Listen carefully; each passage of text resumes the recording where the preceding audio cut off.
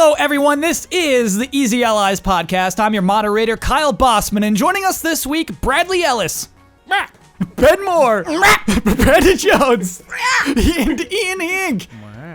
Ooh, you got me. You broke me right in the open. Romance option. Which one? Ian was. Yeah. I want a romance. As we are beginning our podcast, it is time for Pro Strats Only Please. This is where patrons of Easy Allies ask the experts in our panel for help in any game that they're having problems with. Okay, here we go. Hey, Allies. I'm playing Blood Safari, and I'm going for the true ending. I'm stuck at the part where they take away all of your items but your flashlight, and a rhinoceros approaches out of the darkness. Do I take the totally rational route of showing fear and running away, or nonchalantly consider this 4,000-pound horned beast that is capable of running at 30 miles per hour no threat to me? Pro strats only, please. Love and respect, Colin. It's an interesting question because it's like there's a lot more in that cave. So that if you're having an issue with the rhinoceros specifically, you have to run past all that stuff. I mean, you can I don't know, you can be a professional if you're like a pro streamer and you can show off if you want to. You're just not gonna get anything out of the game. You got to keep moving. There's worse than that. Cool. Is that? Yeah. We're all in agreement with that? Yeah, what else is there to say? Sounds good. Great. Thanks, Jones. Not hard. Now time for corrections. Begin corrections music, please. Dragon Age 2 was the low point of the franchise. Story DLC for Anthem will be free. Huber was fear-mongering last week about DLC for Anthem. And I was like, he's got to pump the brakes. Fear-mongering? Yeah, he was a fear-monger What, is he last saying there's week. going to be a ton? He's like uncharacteristically anti that game. Yeah. It's very strange for Huber, just because he has decided to hate EA, I guess. Which isn't unfair. A lot of assumptions. We'll see if that changes We'll during get the open beta. Attack on Titan and One Punch Man have no business in Jump Force because they're not Jump characters. JoJo, technically, I guess the first 6 could be. Gintama, absolutely, but I guess isn't very popular. But there are still more characters to be announced for that game. We don't have the full roster yet. Nice. Always miss one. Dead or Alive 6 on March 1st. Oh. And corrections music, please. We have an update about a bet that I settled last week about which sold more, Crash Bandicoot or Spyro. With Huber, I was up against Huber. Why is it always a bet with you two? Every week I'm on here, there's a bet settled. Well, Huber, I couldn't get him to bet last week. He's still settling his old bets, and so he won't take new ones on. I think you guys did a friendly wager on Frame Trap, too. Yeah, it was a friendly wager. That's what it was. Yeah. So here's what we bet. The power to stop that, Dan. That's your show. I wish I did. You don't have to stand for that nonsense. I said Spyro would sell more, and it did worse on the NPDs, right? And so I had to make a drawing of myself and Crash Bandicoot's girlfriend on a date and tweet that to Sony at Right, PlayStation. of course. Yes. Then I get a tweet that says, "Hey, Kyle, Spyro actually did better than Crash in its opening month. It came out in November, so it was worse on the NPDs." Right. And I was like, "Cool, yes. Do you have any public data for this?" This is an NPD insider. Oh, I was like, who's your source? Yes. And so what I need from this community is a second source. I need someone else to say, "Kyle, Spyro absolutely did sell more," so that Huber has to go through the humiliation of drawing himself on a date with Crash Bandicoot's girlfriend and send that to Sony. Please, help me out. Don't lie.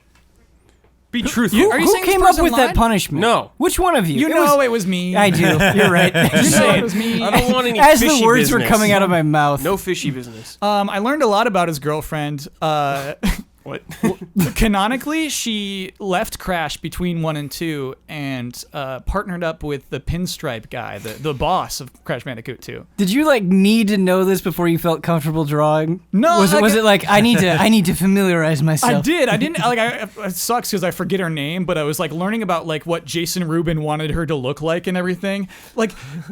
Video games in 90s, all you needed to do was just be make her have big boobs, and you're a good game designer. You're just it's just yeah, make her tall with big boobs, and it's just excuse me, sorry, Jason Rubin, I know you have other talents beside that, but it's just like, to me, it's so funny that like that's his account. Just like, yeah, we wanted our clothes to be skimpier, but Universal didn't. It's like, what? It's a big, weird human bodied sized bandicoot. Yeah, Why? relax, just Bandicoot. Oh, You sick freaks. sick freaks. So we have some news this week. Okay. We got some big news. Big news tends to drop pretty soon after this podcast is recorded. Yep. As is tradition. This one was wild. I didn't see this one coming. Because I thought these two were pretty close. Bungie and Activision. You know, I thought they loved each other. And they made a big commitment to each other. They said, we're together for 10 years. It seemed like an abusive relationship. And then it kind of did, right? Yeah. Because I think our first sign of it was Activision saying, we're not happy with Destiny 2. And then Bungie saying, yes, we are. Yes, we are. We love Destiny 2 right now. And I think that was kind of our first sign of like, what's happening here? So last Wednesday, Bungie and Activision officially split from each other. I want to read Activision's press release. Today, we're announcing plans for Bungie to assume full publishing rights and responsibilities for the Destiny franchise. Going forward, Bungie will own and develop the franchise, and Activision will increase its focus on owned IP and other projects. Activision and Bungie are committed to a seamless transition for the Destiny franchise and will continue to work closely together during the transition on behalf of the community of Destiny players around the world. So, not only did Bungie and Activision split, I was like, oh, okay, then Bungie can make whatever they want. They wanted Destiny. Mm-hmm. They worked out some deal with Activision. I presume spent a lot of money to get all of Destiny, and Activision was okay with that because they said, we're going to work on establishing new IP. I want to start on Activision first. What? Activision has Crash Bandicoot, Spyro, all of the Blizzard properties, yes. All of the King Games stuff, yes. But Call of Duty, and then that is it. That was a lot of stuff. Not for Activision itself. You know what I mean, Brad? Oh, I know. Well, Activision Blizzard's like yeah. one and the same. Yes. It's crazy to me. What are they talking about? I feel like if you're Activision and you've seen the level of financial success that they have the mega of mega hits on their hands. And Yes. so I think maybe from their perspective, it's like, we can get something bigger, we can get something better. Let's do it. And I think they're just so confident in that, that's kind of the position that they're taking. Go ahead, Brad. They're toying with From Software, and I don't want any more. I totally forgot. I don't want any That's more. fair. That's fair. I forgot about Sekiro, dude. Careful. That counts. That's Careful. a new IP. What do you mean they're toying with them? They're publishing it. That's They're- not toying with, dude. That's like support. they're like no, they're Batting playing with around. their little toys. That's what they're playing with. And I'm a little worried. Please be careful. It's just crazy to me because Destiny is huge. Yeah. So for them to be like, it didn't do so well, I feel like there's just so many other people making anything that wish they could have the recognition and success that Destiny has seen. I wonder if it's just too expensive of an ongoing cost. I think it's a big, expensive ongoing cost. A huge staff, obviously.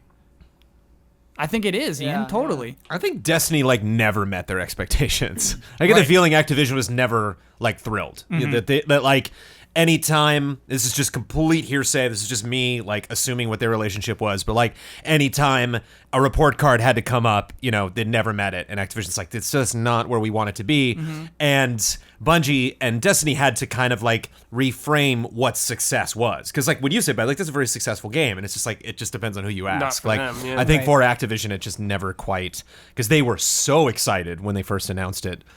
They were, just kept talking about, the decade and all the plans that they had. And I think it's going to take that amount of time, for us to see what Destiny can pull off. And I think, I believe in them. I think they have the possibility of doing that because I think they really do love the game.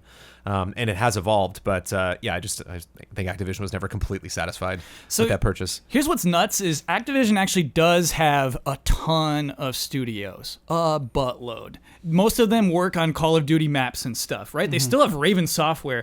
They still have High Moon. You know what I mean? They still have those studios, I believe, Beanox, right? I feel like those studios are nonstop pitching games to Activision that they say no to. I'm tempted to believe that within the next 12 months, Activision will announce a new IP. Am I crazy, panel? Am I crazy to think Activision actually does have a new thing? No. I could see, especially following this, I could see them, sneaking something in with the next gen creeping up. Yeah. I think they might have had something in the cooker. That's next gen. That's Yeah. You're right. It's a totally new new hardware launching showcase. with It that, is. They like gotta have Destiny was, something. right? Yeah, like that. Brandon, yes, dude.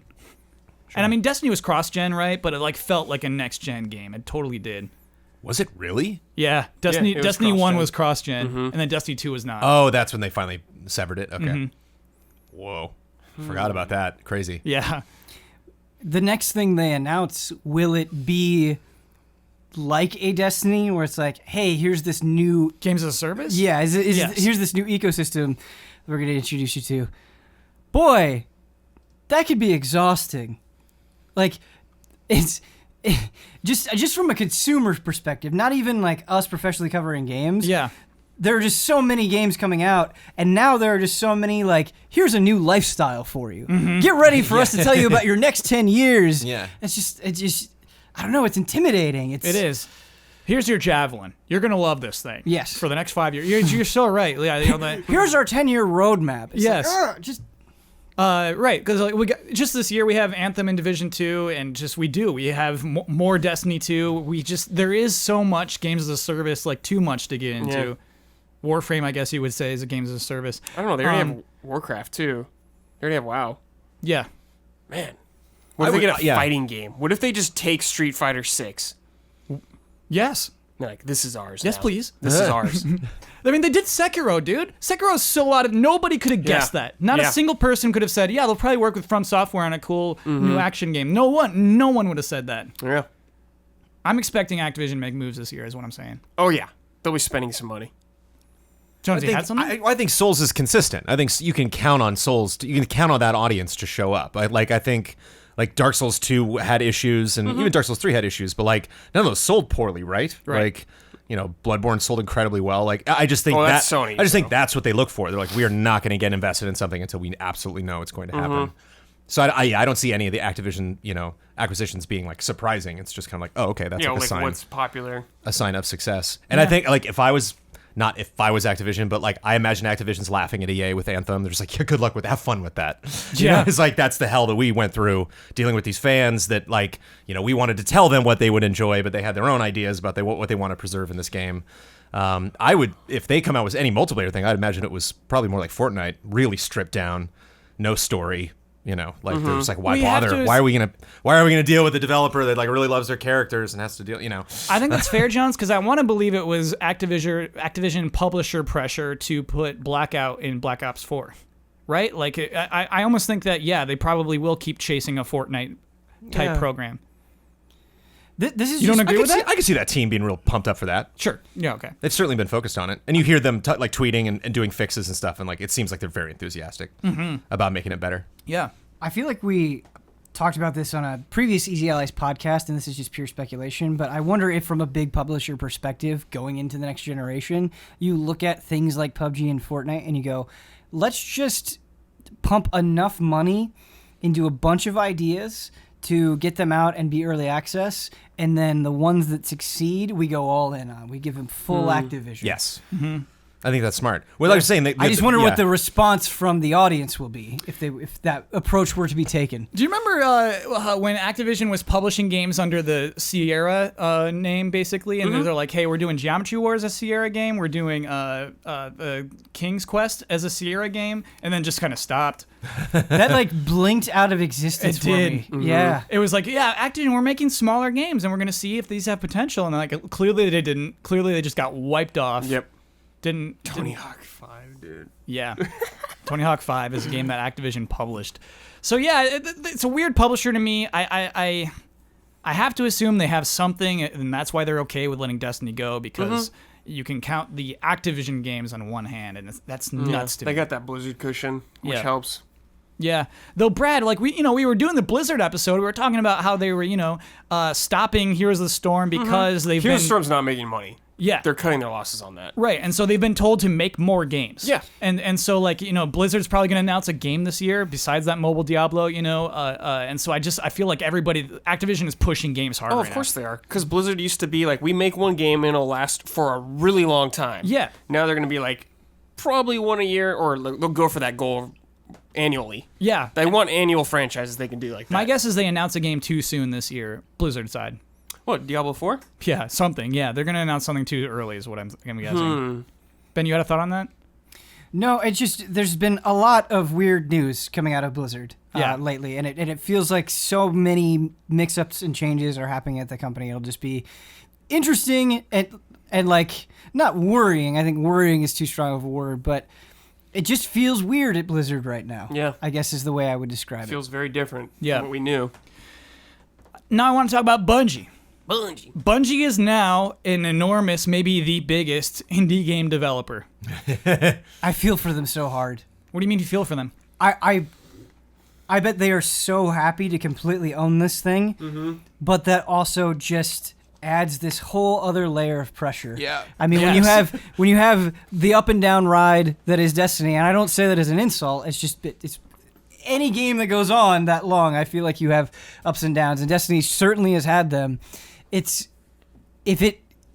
the first thing that happens, the first big major thing that happens with Destiny after this split is down, it's going to feel extra down. Yeah. And I feel like they're going to get an even more severe backlash than they've gotten in the past. Because I think a lot of people, maybe unfairly so, are expecting this to kind of be a magic bullet where they're painting Activision as a big source for all of the problems that Destiny has had. And I don't think that's necessarily fair. I'm sure some of it is true, but I feel like expectations are higher than ever as a result, and I imagine that's nerve-wracking and very frustrating for them. Yeah. Because it's a lot to figure out when you don't have that big infrastructure surrounding you anymore, and I bet it takes a long time. It's like Destiny's had some great moments, but it seems like almost every single one of those great moments was preceded by 2 weeks of this better work. You know, so it's like there's very few things Destiny's done that have worked really well that came out of nowhere. You know, like there's always like a ramp up toward like, okay, I stopped playing, but this new expansion better be great. And so it's just like, oh god, here we are again. You know, where it's like, okay, now they left Activision. They better turn it around now. You know, like they better start making these changes that we think they couldn't make because Activision said no. I wonder what that is, right? I think, Ben, you said it takes a long time. They don't have a lot of time. Yeah. They have to make some change. They have to give the community a sense that, hey, we're indie now. And I feel like it's just giving something huge away to everybody for free. You know what I mean? I feel like it's giving the community something back. Yeah, reading a lot of the response from Destiny players, though, were like of all levels, like people casually interested to people really into it. I think one of the things that they don't want is they don't want these little expansions that are no good. They rather them take their time. And, This is what the community wants? Yeah, Okay. like have these big updates, like these big story updates. It's okay if they're more infrequent as long as they're of a certain level of quality. And they felt like just with the Activision release schedule, that's why you would have such inconsistent quality. And so I do think the community has some level of patience as long as that patience is met with something that is exceptional. Yeah. I mean, someone else could step in and get involved with them. Like Microsoft could step in, or Sony could step in easily. And be like, hey, we want you on our console only, or something like that. We'll pay you a ton of money. Do you think they would do that as an indie developer? I don't know. I don't It think depends anyone's what the gonna deal they touch cut Bungie. is. Yeah. I mean, it is weird. They left Microsoft, right? They're like, okay, they're making us do Halo games all the time. They went to Activision. They're like, it's going to be good here. They're going to let us make the game that we want to make. Clearly, that didn't happen. And so now they're on their own. Brad, it's hard for me to imagine them teaming up with a publisher. I mean, if money gets tight, Yeah. doesn't seem unlikely to me. So I do want to cover this other thing that I think is an important aspect of this story. It was back in June. I don't remember if we covered this on the podcast, but it was really weird. NetEase is a Chinese gaming company. Yeah. Gave Bungie $100 million US to create a new IP, to create multiple games. And then that was it. Bungie made this post on their blog. They said, hey, we're getting a lot of money. Maybe I should read that because it is actually, let me read a little bit of that. Today, we're excited to announce that we've entered into a new partnership with NetEase to help us explore new directions. With their industry expertise, they'll empower us to build new worlds and invite players, new and old, to join us there. They'll help us support separate teams inside Bungie to bring our newest ambitions to life. Kind of seemed, even back then, Bungie has... To me, it seemed like they were bailing on Destiny, right? It almost seemed like back then, maybe they wanted to do more than Destiny, right? I shouldn't accuse anybody of bailing on Destiny. But it seemed weird. That language is weird. It kind of says, like, we're not owned by Activision. We don't need them. Mobile game. Yeah. Most Mobile likely, game. right? Yeah, something small. I think it's just hard for me to process Bungie doing anything else just because of how consistently demanding it seems like Destiny has been, especially for building up to a third Destiny game. Like, how are you creating new worlds and doing more Destiny? It just seems like a lot. You are a smooth operator in meetings if you get somebody to pay you $100 million to make a game up front. You get this overall deal, basically, just like, yeah, here's $100 million, go nuts, Bungie, make us games. Like, what? And so, Brad, when you said, like, they can find financial backing, I absolutely believe you. Yeah. I don't think they're going to have a hard time. No. They have some slick ricks there who can talk some people into giving them money. I think that it can happen. Oh, yeah. That's I mean, they nuts could to have me. more than one team. Clearly they do. So, like, they can do multiple things at one time. They Yeah. got the money. I don't know how long they got the money, you know? They're Like, going to make a Destiny card game. like we talk about the expansion packs coming out late. It's going to happen. I was Brad, gonna say is that a joke? I don't know. you just willed that into existence. Brad It just make exists a now. goof. I can't tell. Like the expansions came out because Activision needed money. It's like, hey, you have to make people investors, go. pay money, or else like we're losing money on this project. And so if it does take longer in between expansions, they're going to be losing money. Like it's freaky to me. They need to hire more people. Yeah. The team needs to get bigger. Yeah, I wonder if this just not completely, but influences their whole approach and their whole communication.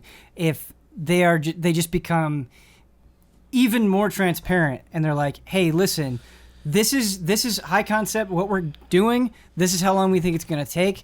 We're going to take you with us every step of the way." I think that'd be so great. And I think that would Yeah. really work if the fundamental message can be, whatever the next step is from the start, is we own this and we want you to be part of it too. I think Yes. that's very powerful for a lot of people. No more red tape. They just, Yeah. something goes wrong, servers go down. They Yep. can just communicate. Hey, this Yep. sucks, man. Like, we really wanted this to work today. Yeah. Some new thing. What was the new? There's some new puzzle that they released. Some like dungeon that was like a puzzle people had to solve and nobody figured it out. And so they were just like, here it is. Yes. Like, we'll just have that for everybody. And it has the air of like, good news, everyone. We've now opened this, and it's like, well, that's a failure. It's going against what you originally had planned, but the messaging around it doesn't seem like, oops, oh well, I guess we're doing this now. And it's like, it'd be nice to see that language of like, well, maybe that didn't go as we had planned, but hear you, we're going to yeah. evolve and we're going to, change this thing moving forward. More smaller announcements and less like big things. Because it's weird, like No Man's Sky had a big resurgence this year, but it didn't feel desperate. Like, I didn't get the sense when that came out that they were like, please come back. It was like, we just want to do this because we know this game can be better, because we had a lot of exciting ideas, and like we honestly can say, like, all of us at this team are, we think this game is better now, and so it's might be a good time for you to come back. And just every time Destiny's come out with a new thing, it's just the desperation, I can feel it. Maybe that's because I'm not playing it, that I can't balance that with things in the game that I still genuinely enjoy. But I just want to take that away from them. I think that's one of the big steps. It's like, surprise us with something, shadow drop something, have something come out that I can enjoy, having not played the game, just as a game consumer, as someone who likes marketing. I can be like, whoa, that was cool what they did. And not like, oh, fingers crossed. I think they'll look to, honestly, like what Fortnite's doing more, and like a payment structure. Battle Pass? Yeah, something like Yeah. that. Like, you can already buy like dances or whatever in Destiny, I guess, something like that. Or they could, like, this may be a meme, but they can honestly just do a battle royale. Yeah. I think Battle Pass is the Like, monetization of the I future. think they're looking at like a different method. Yeah, I Even like if it. it's not Battle Royale, Brad, some kind of persistent map, I think would Yeah. be so cool. Something where they could, I think the biggest thing they should do from Fortnite is, like, what if just Vex, is that, did I remember that correctly? I don't know. No, Not dude, Gex, I don't- what are they? Yeah, no, Vex Vex? is The right. triangle robot? Yeah, the Vex Vex. is right. That's the Vex. It'd be cool if, like, you were playing and then all of a sudden just, like, 300 of them just swarm the map and like, whoa, you know, like it's something that could potentially make headlines where they were like, we announced this new DLC just in the game. It just happened. Yeah. You know, like I think that would be really exciting.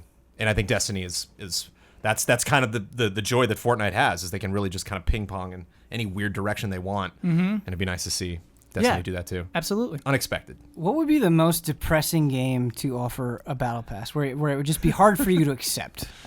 This is Smash gonna be Brothers. hard, Ben. I want the battle pass in Smash. Oh, you do? Bros. That's right. Yeah, I yeah. want it, Jones. I think it would be hard for me to accept an Earth Defense Force battle pass. I think that would be hard for me to swallow. So we're talking about like a long single player game. Yeah. No, just like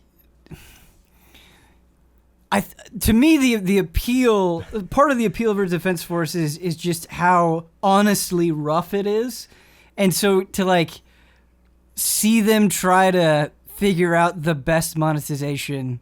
Get the I Hive don't Queen know. helmet. It'd be weird. Yeah.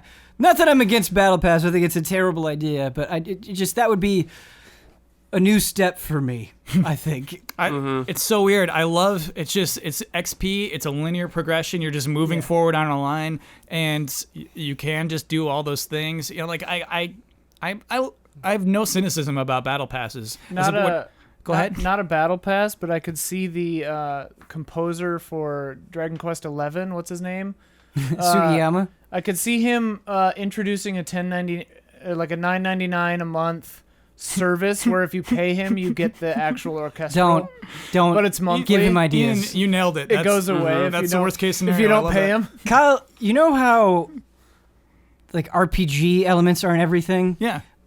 I have nothing against RPG elements, but I don't want anything to be in everything. Yeah. That's all. That's all. Before we move on for this conversation, I want to ask the panel 2 questions. Let's say 2 years from now, we're looking at Activision and Bungie as, you know, they're a couple that split up. Who looks like they're doing the best on Instagram? We're looking at their Instagram. Who looks like, oh man, like Activision's really in shape. Activision's really got it together. Or Instagram? yes. Yeah. Do they even have one? No. I mean, like abstractly, Brad. What if I don't know, this answer? sucks, What if I period. answer this with Activision never looks good on Instagram ever? It has bad depends. pictures. Just bad, Blurry. Just Never bad, smiles bad right. pictures that they think are great. Yes. Yep. Just Bobby Kotick. Check out my life. Yep. Nobody wants your life. I'm on a scooter, dudes. Yep. Segway? Yeah. Yeah. Because I wonder, you know, who will Bungie have announced a new game in 2 years? Will Destiny Yes. 3 be announced That's in 2 what it will years? be. Yes. Yeah, you think Yes. so? I think so. And we talked about Activision announcing things. Will Activision be in good shape in 2 years?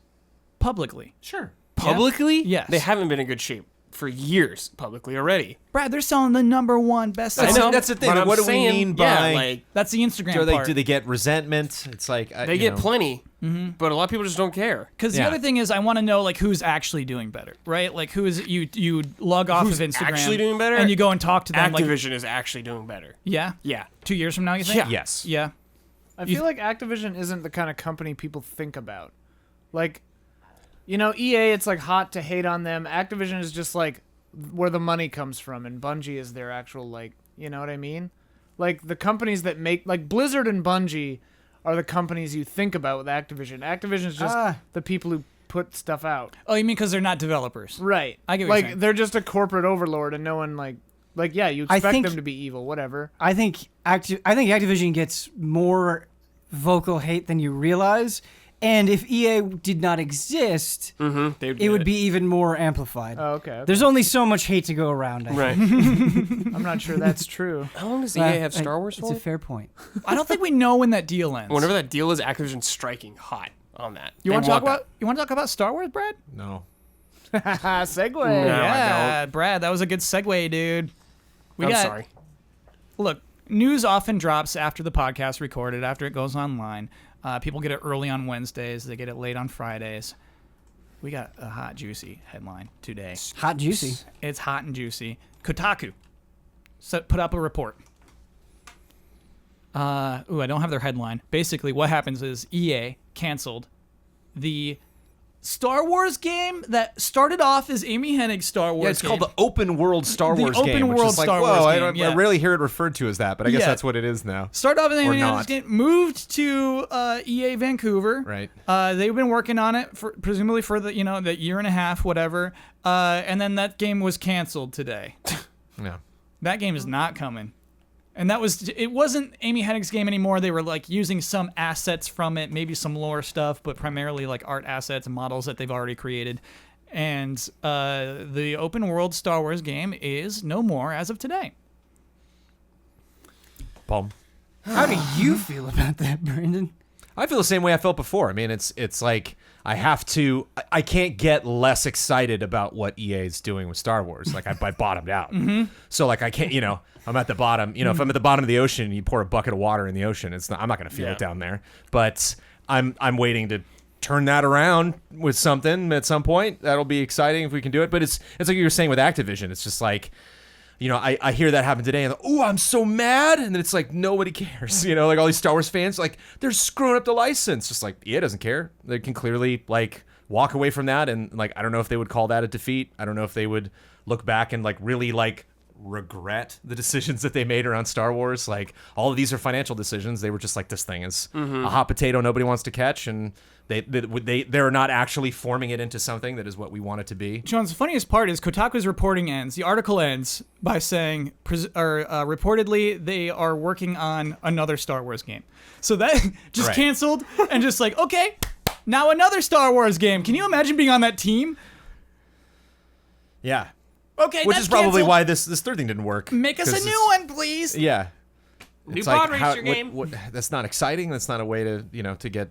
And it's weird. It's like almost every single Star Wars anything that's happened in the last couple of years. Like Rogue One had shakeups with writing and reshoots. Han Solo changed directors. Episode 8, like hotly contested. And just like all these game cancellations one after Battlefront another, 2. after the other. Respawn last year is like that game's still going, but just like very weird to just kind of like, oh, here's the title and it's all we have to show you. They're gonna go That nuts this year. That they're game's gonna not be good. feeling the heat at all. They're like, we got to get something out for Fallen Order. We Yeah. got to see there's got to be some music that they're humming or some some character thing that they can get into. Like first time we saw Aloy or like whoa, like that could be interesting. Nothing at all. Nothing. Like just really, really, really, really nothing. I got a weird question for the Less panel. than nothing then. almost at this point. Along with Jones's question, like, I wonder if they're trend watching right now. I wonder if they see their Destiny like and saying, "Oh, we shouldn't do this anymore." I wonder if they're saying, "Man, like, look at what Spider-Man sold this year. Look at what Red Dead sold as large single-player campaigns." I wonder if they're almost like, "Man, maybe we should have just made Amy Hennig's game." I wonder if the new game isn't a big. Well, I guess open world is how it was described, but I think it was also like multiplayer focused or whatever. Oh. Like, the second version of it, the Vancouver version of it. I mean, why cancel that now and just say like make us a new Star Wars game? What do you imagine it was, and what do you imagine the new Star Wars game would be? So the Star Wars Strategically. game that was canceled is not Amy Hennig's game. It started off as At a point it was. right, but it was But no Amy longer hers. Hennig is working on another Star Wars game. No, Amy Yeah. Hennig's working on another game, but it's not EA and it's not Star Yeah, Wars. she's out. Okay.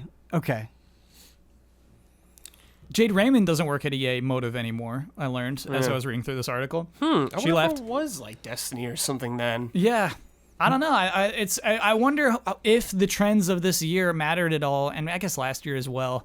You think they're just like pulled a switch for Battle Royale? Yeah, right? Exactly. Like, I wonder if EA, if they could have had a time machine, would have funded Anthem again, right? Anthem's going to cost so much money. That's going to be so expensive. It's going to be Destiny 2 expenses. Yeah. Just running this whole studio, a AAA studio, every single day. They put out the game and you have to keep them hired. You have to keep them going based off of what they can make going forward off expansion packs.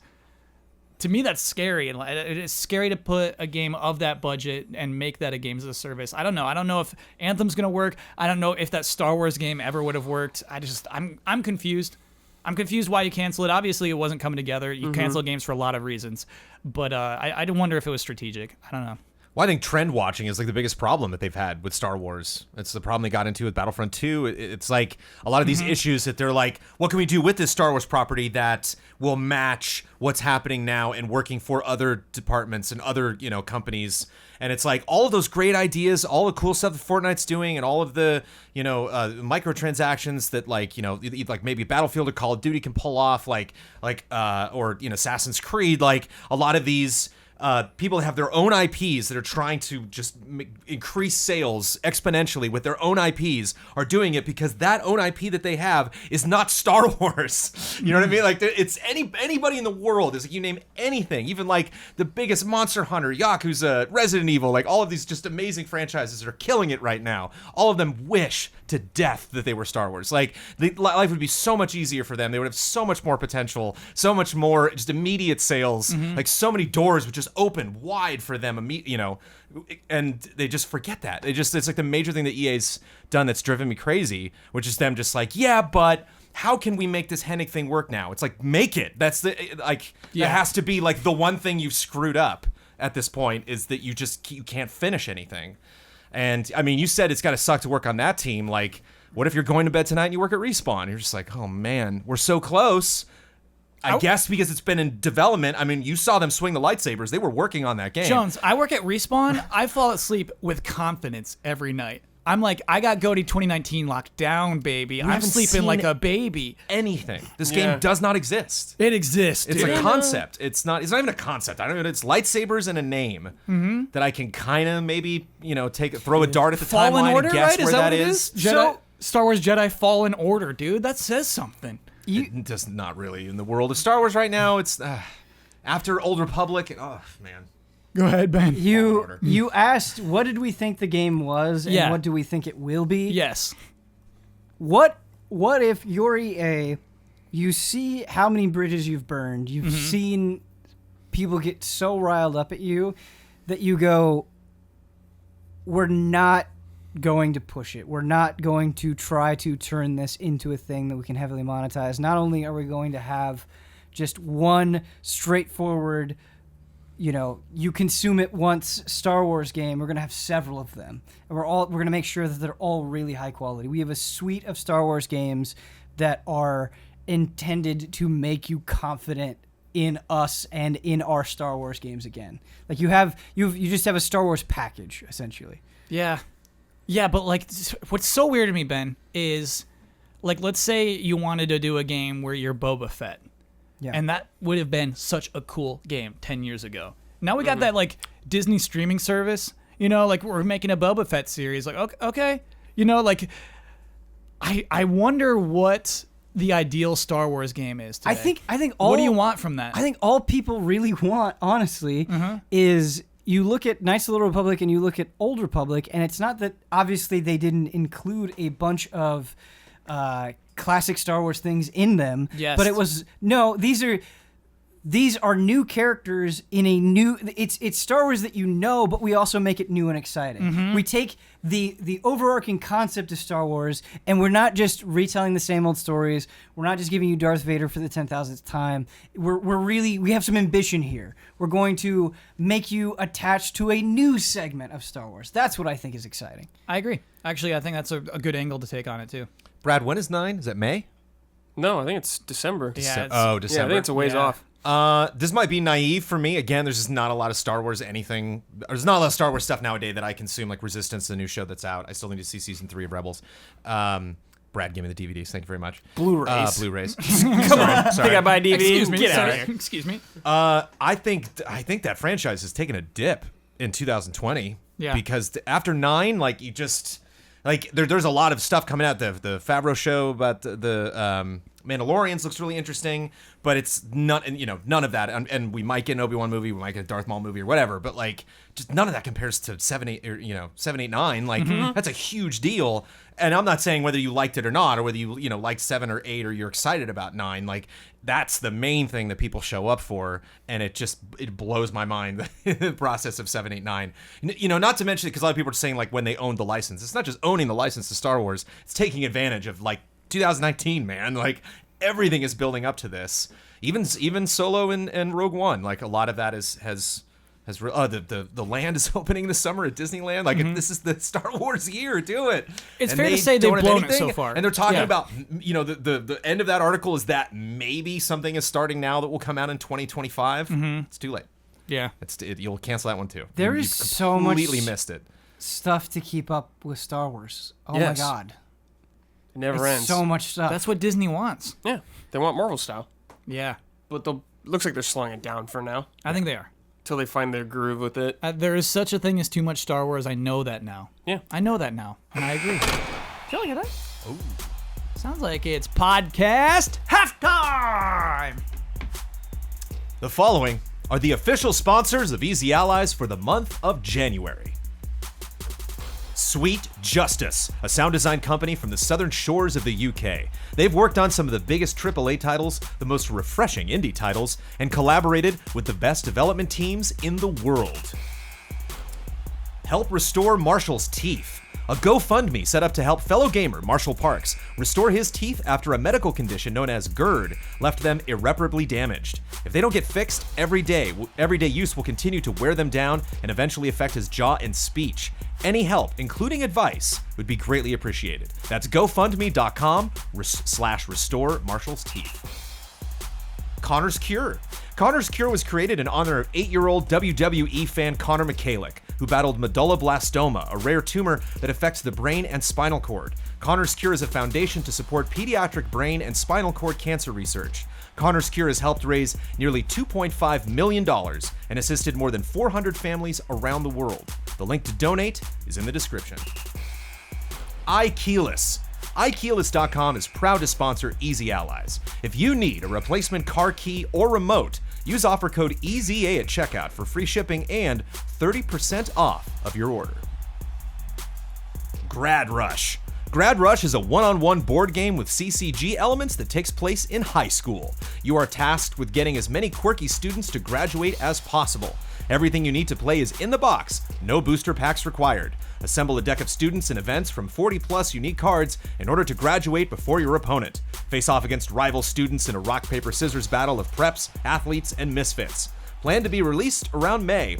Hopefully. In the meantime, check out the misadventures of the Jen Eric High School Yearbook Club on Facebook and Instagram at Jen Eric High School. That's JENERIC High School. Grad Rush. Tests not included. Mango.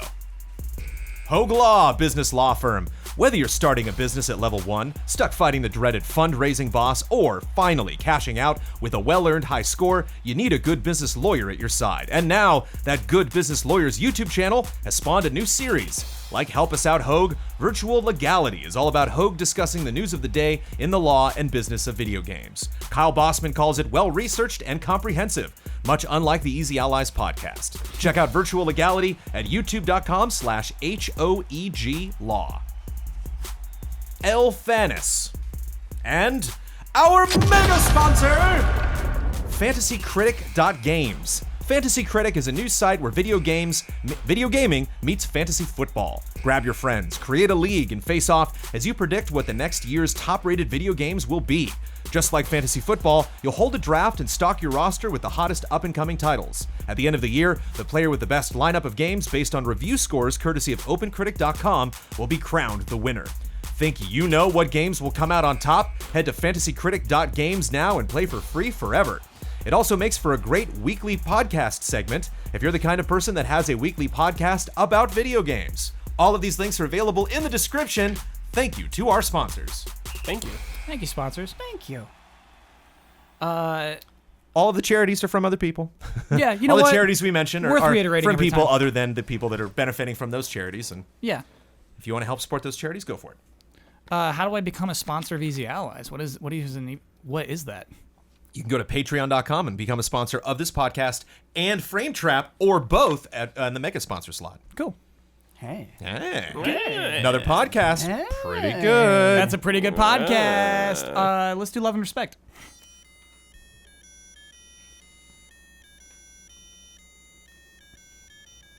Love and respect. The news this week, man. Oof. Please. Raise our spirits, Kyle. Yeah. Oh, because of those two headlines? We Yeah, need like I'm a juicy sad. game announcement I'm or sad. something. You want to talk about Randy Pitchford? Do I? Let's do 2 serious ones and 2 games. Let's do that. Oof. That was good. You know what? I love an update. Here we go. Hello again, allies. In October of 2017, I asked the allies' help regarding a dissertation I was writing on the functionality of Mario Kart's blue shell. Yeah. In May of last year, I submitted that dissertation and received a first for my research. Is that good? Receiving a first? I'm going to say yes. I If imagine. you're telling us about it, I'm going to say yes. Makes you Papers and vulnerable. YouTube comments. Makes you vulnerable Nothing to a better. blue shell, though. It's true. While I will send a physical copy your way soon for your academic library in the studio, which is already pretty packed, it's I pretty thought full. you might like to hear some of my findings. Yes, I would. In order to determine the mechanical impact of the blue shell, I had to design a measurement of race closeness, which I called competitive proximity, a mathematical expression of how closely contested a race was. I then ran 150 races on Luigi's Circuit in Mario Kart 64 with different participants whilst tracking every racer and all items fired throughout each race. What? How? What? This is dissertation stuff, dude. How do you track what happens in the race? You have to watch from behind them as they're playing split screen and write everything down. world? Yes. Whoa. The results showed that there is no significant difference in the competitive proximities of races which have blue shells fired against racers which do not. Sorry, against races which do not. Okay. No difference. Got it. No correlation. Therefore, showing that the blue shell has no mechanical impact and doesn't affect the outcome of races in any significant way. The conclusion went on to speculate that the function of the blue shell is purely emotional, and that it gives players who are too far back to win a sense of agency and letting them think that they are still affecting the outcome of the race. As my background is not in psychology, I'd like to do further research into that area specifically, but for now, at least we can all rest knowing there is no conclusive evidence that the blue shell is mechanically viable. I put no in there for no reason. Rest easy knowing there is conclusive evidence that the blue shell is mechanically just a placebo. Love and respect, Alex McMillan from Northern Ireland. Wow. I learned today the difference between Ireland and Northern Ireland. Okay. Ireland is a country all of its own. Hey, I'm a country. Northern Ireland, part of the UK. Oh. Good luck to you. Let's play a game. Oh, this game's so fun. Come on, dude. Okay. Fun or brutal? We'll see. Hello, allies. I love Jeopardy. And I love it when there's a category that's on the board that I know everything about and the contestants don't know. My favorite, video games. Almost every time. So here are some Sanic. actual Jeopardy clues where none of the contestants got it right. They are quick, fast, and probably most saw are this pretty easy episode. and makes for an easy game. Okay. All right. Remember that you need to hear the entire clue before you can answer so people can play it at home as well. And it has to be in the form of a question. Yes. Okay, so this was video games for $400. Morrowind and Skyrim are iterations of What this is the Elder Scrolls? venerable set of games. You gotta hear the whole question. You gotta hear the whole question. Oh, sorry. Alex is mad. He's like, Ben, Ben? is this I'm disqualified. It's like bing, bing, bing, bing. Elder Scrolls will get you $400 right there. Bing, Okay. bing, bing, bing. Video games for $600. Here we go. A big gaming story of 2018 is Fortnite. This genre of game where the winner is the last shooter of the team standing. What is What is Battle Battle Royale? These are Good so one, Brad. Good one, Brad. easy. 600 to Brad. And it's important to remember this was set up. None of the contestants got these right. Yeah. I love that setup. Okay. What? Yep. Here we go. Video games for $1,000. Make your future fighting Gaul, leader of the Red Legion, in the second iteration of this Bungie game. How on earth? Wow. What is Destiny 2? Wow. Nobody's good. If I was on staff, I'd be like, guys, no one's gonna get that. Video games for $1,000.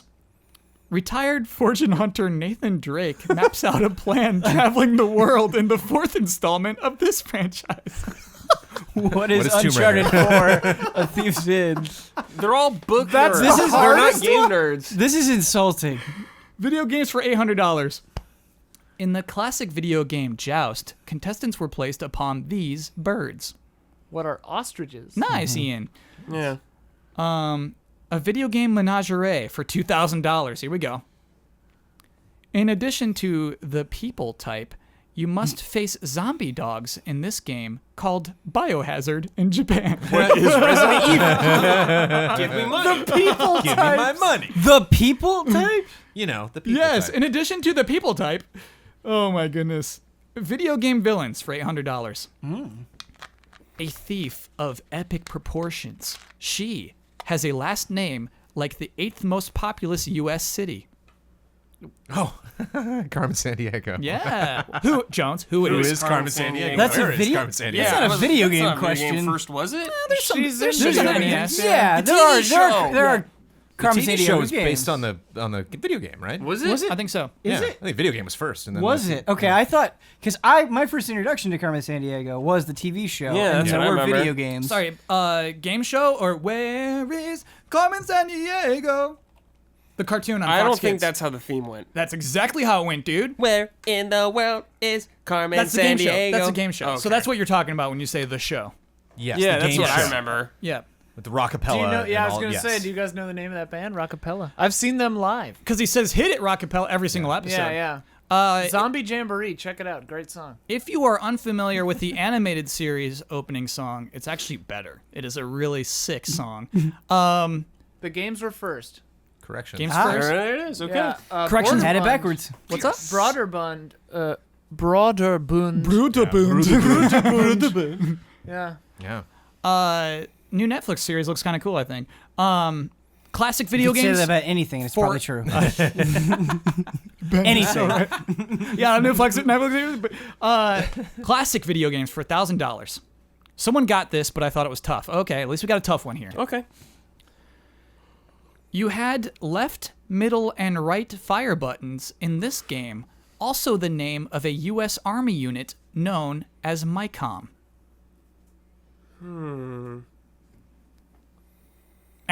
What is a missile command? Oh, yeah. MICOM. Missile. Yeah. Yeah, They yeah. only got that because they knew the acronym MICOM. Probably. Interesting. Yeah. Right, and if you see it spelled out too. Video games daily double. Impossible Architecture is found in this valley, a mobile game that shares a name with a place in Utah and Arizona. What is Monument, Monument Valley? Yeah, you They got give you- They give you half of the title. I of the know, question. man, and it's in quotation marks too. 21st Century Games, Final Jeopardy from 2012. The villains in this game were inspired by the swine flu epidemic scare. What? Pigs? Whoa. What is Angry Birds? Oh, Oh, wow. Love and Whoa. Respect Allies, Brennan Mercer. That's a Nice. fun one. That was fun. Very fun game. Angry Birds. I thought they were just angry. Yeah, I mean, I think that's somebody asks you in an interview, and you're like, "Oh, it was inspired by the swine." You know what I mean? Like, you put pigs in the game. Yeah. Yeah. They're not even like gross. I didn't like that one. They're just Yeah. pigs. didn't like that one. I think like they saw an interview, and like maybe they saw something on Wikipedia that referenced that interview, but like, Take it back, Alex. No, dudes. if I ever make any enemies, they're inspired by the swine flu. And I can't believe that was the final Jeopardy as well. This one, I want to talk about this actually, because we kind of touched on it, but like it's something that we should talk about. I just can't find it right now. Cool. Hey, That was cool. cool. So good. Great. Should we just like, should we not? Stall for time. Ah! Did somebody open up some Oreos during this podcast? Because it smells like birthday It cake would Oreos. have to be Ian. I did. I did cracked not. open a birthday No, cake I did before. not. Ian, I got a lot of comments about you cracking something open last week. Somebody is today on the has mic cracked back open there? some Yes. birthday cake What Oreos. did I That's what it crack smells open like. yesterday? It's usually Ian cracking Oreos. I don't- And it's making me really It's my hungry. I don't safe eat bet. I don't eat anything during the podcast. It was the slowest, like. It was like 10 seconds. Like, Oh, it might have been a granola bar because I was like dying. Was it an Oreo? well, you got an off switch on your microphone over there. It was off. Oh, It's weird. Sometimes picks it up anyway. Yeah. Is it Sophie? all right, I found it. I pull a lot of questions. Hello, allies. There seems to be a pattern for new games to add microtransactions weeks after a game's initial launch. Some examples include Black Ops 4, Red Dead Redemption 2, Battlefield 5, and Sea of Thieves. Unfortunately, I believe this is skewing reviews to be more positive than they may have been with them in. Sure. Do you think it's disingenuous for publishers to release their game without adding their complete money systems at launch? Personally, I think there should be more upfront communication regarding exactly how these systems work at launch, rather than sneak in an update after I already buy their product. Love and respect, Christian. This is happening. Yeah. Sure. And I don't think if it's even for reviews. I kind of think they just want people to start playing the game and liking it before they add microtransactions. Well, yeah, reviews are part of that. It's word Yeah. of mouth. They Yeah. just, they Yeah, want yeah, they want the it's bad. vibes to be good at launch. Yeah. Well, in Red Dead, like online wasn't part of that because it wasn't. Yeah, out I yet. think that might have been a different story. That's fair. I think Yeah, that was- one's fair. They want their cake and they want to eat it. Yeah, cake's delicious. What do we do about it? I feel powerless about this thing. Like, what I would do is if I knew about it, I would bring it up in the review. Like, I've done that before. Yeah, but when like- I'm like, there's nothing, you can't buy anything yet, but they're gonna add it in. Did you do Black Ops 4? No, I did. I did Black Ops I did 4. World War II. Okay. But like you didn't know it was coming in Black No, Ops 4, right? Oh, Right. Like that was You it was didn't like a know? total surprise that they just Oh, dropped it. Right, and it with that game specifically, you're already thinking about like, okay, there are 3 different, very involved components that I have to review, and I enjoyed all of them immensely. And it wasn't even. Sometimes you can see the holes, right, where you're like, this is where they're gonna do it. But in that instance, I felt like there was enough in all of those things that it wasn't even a consideration. It wasn't even it was not affecting the game in a negative way. I felt like there was a complete package there. And I feel like in our position, we can't hold off. We can't wait for microtransactions that may or may not come months later, Right. And so it's like, do we redistribute the review? Do we pull it and put up a new one? Like, I mean, we'd have to do that all the time. Then with probably stuff, they're changing stuff all the time. Yeah. How many times are we gonna change the review? right. And that mentality also applies to things well beyond just microtransactions. I mean, all the time there are updates that will significantly improve something or just add a new thing that maybe they didn't even know they were going to do just based on feedback. And so I think on some level you have to accept that things are going to change. However, I do agree with where this person is coming from, where this is like clearly a coordinated effort to make you not see this part, to sneak it in. And I don't know. I think kind of my gut reaction to that is I wonder if over time the way critics market their video game reviews is going to have to be like, this is not a comprehensive, it's always going to be accurate review. That's what we have to call it. That's yeah, man. this like, I don't even know if you're going to be able to call it a review. It's a launch review, You're gonna, right? I wonder if it's going to get to a point where we basically do what we're doing now, but instead of calling it a review, we call it a first impressions video. Yeah. And I think games are changing enough, and you're already seeing enough patterns that we are probably going to have long talks about how we present these things to the audience, but it's not a change that's going to happen quickly. Yeah. I mean, do you think that'll happen this year? Games launching without microtransactions added later as a surprise. Do I think companies will do that? Yeah. Yes. Will Anthem, who says, hey, all DLC is free except for like the cosmetics. Yes. Yeah. You think They'll later have on? something. They'll have Later something. on they might They'll have have something? like outfits. Then they'll add dances and emotes. Will Call of Duty? We got another Call of Duty coming out this year. Yeah, of course they will. Do you think it'll launch without microtransactions? They add it later? They did Black Ops, right? Yeah, 4? Black Ops 4, yep. Yeah, they will then. Do you think Mortal Kombat 11 will do that? That's interesting. Sadly, yes. I'm curious what they're up Yeah. to. Man, I hope it's not bad. Yeah, it is interesting. It's evolving. We have to evolve with this industry. This seems particularly nefarious. It seems different from when we had to talk about patches improving games. This actually seems calculated. It seems, hey, we want that initial rush of good impressions, and then, like a drug dealer, we sneak them in after people are already hooked. That bums me out. I'm going to brand manager right at the end of the convo. Please here. do, Just yeah. going to slip in. Every case is completely different. I wouldn't consider, not to like just blindly stand up for Red Dead, but I wouldn't associate Red Dead with this because coming after GTA Online We know, and then we knew doing this Red was Dead coming. Online, it's, what? Microtransactions? Like, it's just the same structure that they've done before. And I think a lot of companies are different, and that's why this is weird, because I think you have to take each case on its own and be like, did we know this was going to happen? Is this a publisher that has a history of doing this before? So should we have seen the writing on the wall? And does this negatively impact the game? Is this something where it doesn't really matter? Like, that was kind of the big Assassin's Fair Creed. question. Would you change your score, Ben, for Black Ops 4? I mean, no, I don't think so. I think Black Ops 4 is a great Call of Duty game, and I think in a way that's kind of the most depressing thing about it is I feel like in years past with microtransactions, companies didn't know how to be subtle with them, where they just kind of hit you in the face. And I feel like companies are now getting to the point where if you don't want that stuff and that stuff makes you angry, they're figuring out how to be better about you not even seeing it. Where the only people that it's really being telegraphed to are the people that either don't mind it at all or want it. And so I think they're just getting better at sort of walking this tightrope of pleasing more people.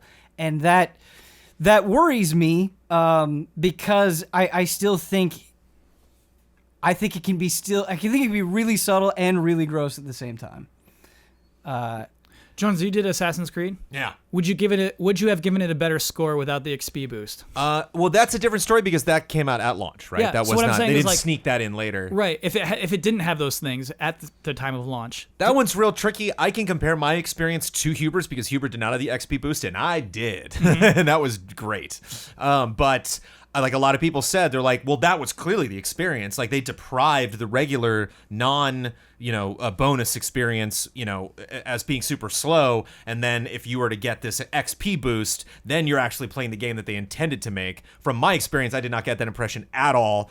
I finished the game on level 58 out of the 60 cap. Like, I was continually way higher level than I should have been at the time. So I didn't get I got the experience. I'm like, all right, they're just throwing candy at me because I gave them more money. But I have the experience of it dragging. I beat it, and I didn't have an XP boost. I didn't do every side quest, though, but Sure. I did all the main quests, but there's constantly times where I was forced to do side quests to be able to do it. I did every side quest, yeah. Yeah, I don't know if it was like too much or if that's part of the design, but it definitely felt like a slog near the end.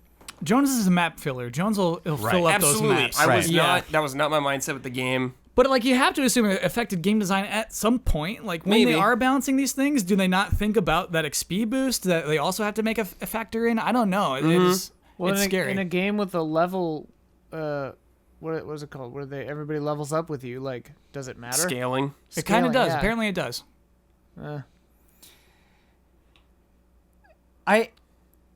It's so hard to take a firm stance with this stuff, and you want to, but it just ends up not working out because everybody does it a little bit differently, and some people get some things right and other things wrong, that it's getting to a point where it's just so pervasive. It's hard to just be like, I am against microtransactions because there's so many degrees of it now. I think in most instances, Yeah. if any of us are reviewing a game, we're not going to spend money on all of that stuff. Right. Like, I was happy to do it because I wanted to have that perspective. I wanted to kind of see how it would affect my playthrough. It was discounted because I bought it on Black Monday, and I knew I didn't have a ton of time, so I wanted a little bit of pick-me-up so I could get through a lot of it during the holidays. And I think that's like the tricky thing is I'm not going to tell anybody that thinks microtransactions are creepy that they're not, but just personally, I just don't think adding them to a game automatically disqualifies it. And so it's really tricky if we're not ourselves going to check it out. Right. How can we say the game is worse off for having them? Yeah. You kind of have to just do something based on principle. And based on principle, I always try to... I've had criticisms on some of my reviews where they're like, wait, there's some kind of thing you can buy. You didn't talk about that in a while. It's like, Yeah. and my big thing for me, especially with a lot of mobile games that I play, is like how much was I harassed about this? Right. How much did I get? Are all the newsletters I'm getting from them are like, spend money? Like, am I seeing ads popping up all the time? And there's like a ton of stuff that they try to pitch in Assassin's Creed, but it's always on one screen, and I just go to continue the story right when I get to that screen and just bypass all of it immediately. Yeah. Whereas I think there's other games, obviously, where you're probably seeing a lot more of that. Your playthrough is being interrupted. It's a speed bump you have to get over to enjoy the game you want, the way you want to enjoy it. I do Then think that sucks. maybe just internally we have to start looking at it a little bit differently, because I think for a long time the question was more of, okay, do these microtransactions negatively affect the game, yes or no? Right. Like, it was kind of a binary thing.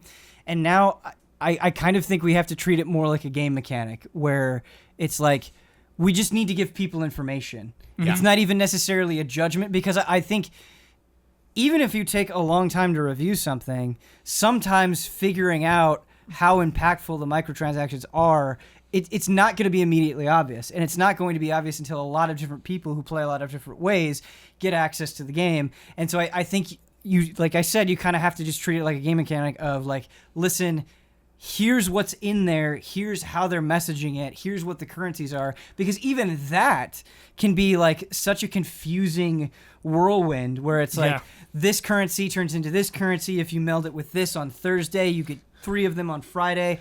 And even if it's not like a this is good or bad, I think you just kind of need to explain it to people if you can.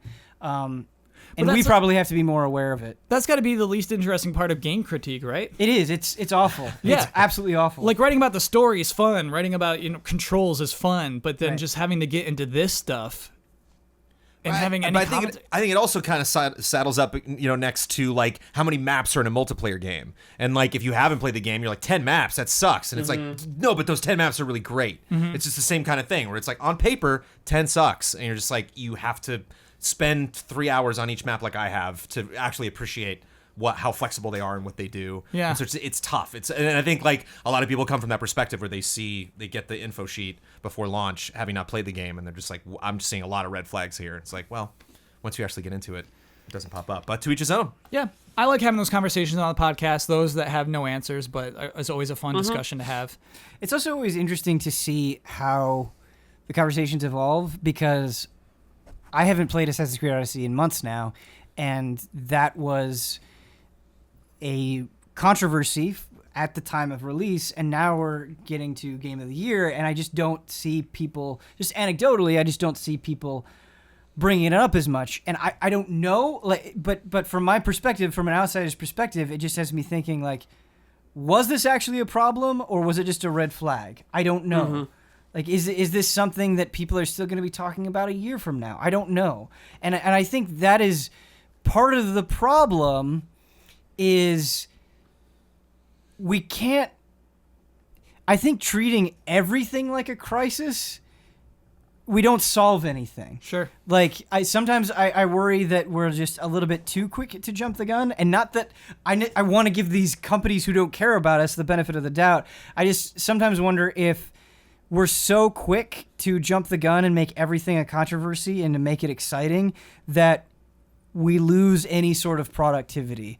Like, I think sometimes it would just be a little bit better if we calm down and ask ourselves, okay, what is really going on here? It's funny. I struggle with that a lot too, Ben, because I think about when people do, like, sometimes complaining gets results. And so it's like, what is the right thing to complain about? What's the right thing to, make your mean tweets about? Because sometimes mean tweets work, That's the weirdest part to me, is like, where is that line? What do you complain about? Sometimes I worry we're just making mean tweets based on assumptions rather than facts. Right. And then those obviously don't work. Right. Electronic Arts and Star Wars, what's really going on there? You know what I mean? Maybe this could all just be building up to something really exciting. You know what I mean? Oh, Jones. Just, we don't know. I'm going to write an Yeah, wait till the license is done. All right, let's play a game. This is from Max His Shame Terman. Generally, I don't like to do games that are about game trailers legacy, but this game is fun enough to try. Okay. Yeah, because, we don't even have Bloodworth here, so like Jones is definitely the most established game trailers personality on the panel right now. For sure. So, most of the stuff, not responsible for. Finally, I'm qualified. But I like, I always like a look back at history. It's fun. Yeah. Rack 'em up. Hey, allies. It's that time of the year again, and we just wrapped up the EZA Most Anticipated stream. No, we didn't. So I thought it would be good for a laugh to compile all the GT Countdown most anticipated lists from the last decade. Our predictions, I guess. Oh, That's what- yeah, the prediction stream. Right. That's what that evolved into. And let the panel try to guess which ones ended up with the top review scores from game trailers or EZA where applicable. Things get wild when the EZA stars get involved. To keep it simple, I'll give you the top 4. All right, so top 4 game trailers, anticipated games of 2007. Okay, so wait, you're gonna give us what we anticipated, and then we have to rank them by review scores. Just tell me which one got the best reviews. Okay. Number 4, Super Mario Galaxy. Number 3, Metal Gear Solid 4. Number 2, Assassin's Creed. And number 1, Whoa.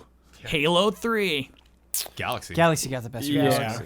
Y'all technically won, got a 9.8, but so did one of those other games. Metal Gear Solid. Halo 3. Yeah. Really? Halo. Yeah. Wow. 9.8, the highest possible game trailer. Yeah. Yeah. And Halo 3 got one of those. Dang. It's the peak. Halo 3 is really good. I had a lot of fun with Halo 3. Is it a 9.8? I'm not ready to say yes or no. No microtransactions. It's very good. It's above a 9, I think. 2008. Number 4, Final Fantasy 13. But wouldn't that obviously be on most anticipated? You know? Yes. It was Yeah. yours. Oh, Of yeah. course. It's still on mine in some ways. Yep. Number 3, Fallout 3. Number 2, Metal Gear Solid 4. And number 1, That's the funniest joke ever. Resident Evil 5. Metal I'm gonna guess Gear? Fallout 3 got the highest score. You nailed it. Fallout 3 got a Oh. 9.4. That was the Cool. highest score. Nice. 2009. Moving up a What did year. Metal Gear get? 9.3. Okay. Yeah. Close. 2009. Number 4, Uncharted 2 Among Thieves. Number 3, That's Resident Evil 5. Number 2, Call of Duty Modern Warfare 2. And number 1, God of War 3. I'm Uncharted. gonna say Uncharted. Yeah. Modern Warfare always did very well at game You trailers. got it. It was Modern Warfare. Got that 9.5. God, I wasn't there. A different era. Just kidding. Absolutely. Do you remember an era of anticipating Modern Warfare 2? Yeah. Isn't that Yeah. cool? Especially after Modern Warfare. I'm Just okay with wondering, where like, we where are they're now. gonna go. Yeah, I'm fine. I liked Modern Warfare 2. I like Call of Duty a lot. Not the highest. I don't know. I don't Yeah. know. I don't know what I'm 9.5. trying to say here. 2010, presented by Sprint. Really? Yeah. Oh boy. It's kind of sponsors we need now. It doesn't seem like it had a factor in the choices made. Cool. Yeah, hey, if you want to sponsor a most anticipated list, Come we'll on, do Sprint. it. We'll do it. Sprint, call us up.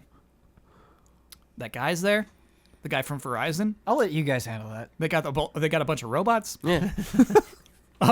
Send us a robot. Send us one of those robots. Number 4, Mass Effect 2. Oh. Number 3, God of War 3.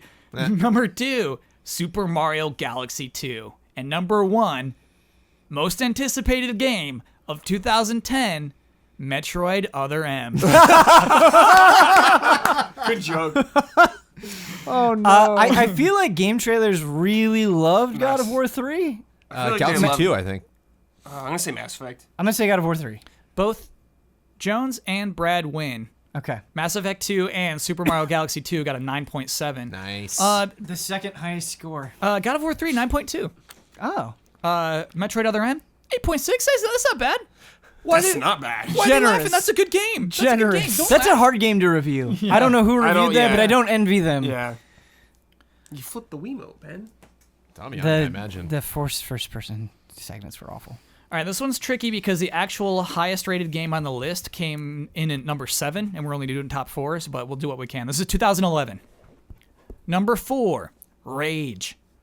Number 3, Batman Arkham City. Number 2, Mass Effect 3.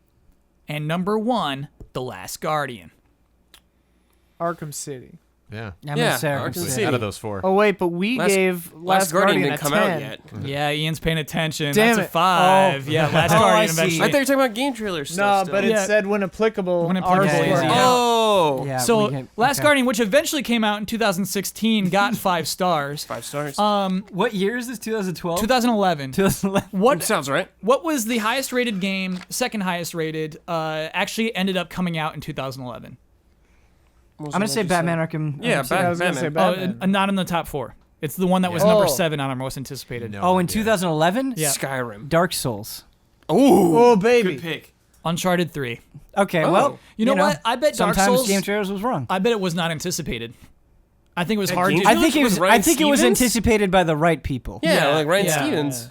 Yeah, you're right. He I knew. mean, I think they It did was definitely Souls fever. Right, in the right, office. I don't- at that point, Ryan Souls was not an definitely knew. underdog. And in thinking that about like office, no Justin way. Spear and That's Miguel. Yeah, that's like, when I fell in love with Dark Souls. yeah, it was those guys. I'm pretty sure Dark Souls won Best RPG that year, but it was a vicious fight. I think it did, and it was, yes. Yeah, I think I sat in on that. Mass Effect 3 got a 9.5, by the way. 2012. Wait, 3? Yep. Yeah, wow. Whoa. What it came out. It did not come out in 2011. Another hard one to review. Like not one that I'd have to think about. I don't know what I'd score. I'd give Mass Effect 3. So this is tricky. I'm not sure many of these games actually came out in 2012, but we're gonna play the game anyway. Number 4, Resident Evil 6. Number 3, The Last of Us. Number 2, Grand Theft Auto 5.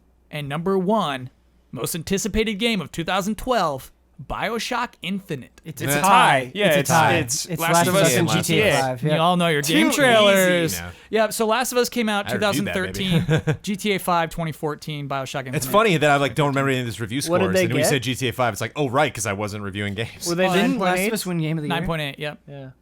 Yeah. I think it did. Face was so good. That's true. That was the debate, was between those two games. I think it was. You know what? Memory serves. Yeah. Jones, it's so weird. Like If you can call it a debate, I mean, it's just we kind should of make a special podcast more of an intervention, really, than anything. because I thought that was going to happen again this year. I thought Oh yeah, it was going to be a bloodbath. I thought too. I think the cards were shown early enough that Sure. people in many camps were prepared. Yeah. Yeah. I think, Mentally. I think Jones being the aggregator of our Game Awards votes kind of That was literally telling. literally put the writing on the That's wall. true. I didn't think Man. about Because that. back then I was like, man, it's gonna be a bloodbath with Red Dead, and Jones just looked at me and he was just like, nah. Just a little personal story. I had a moment like with Amanda before we went to bed. She's like, "You okay?" I was like, "Yeah, I got the Game Awards votes today." I think I got to restructure my expectations for GOTY this year.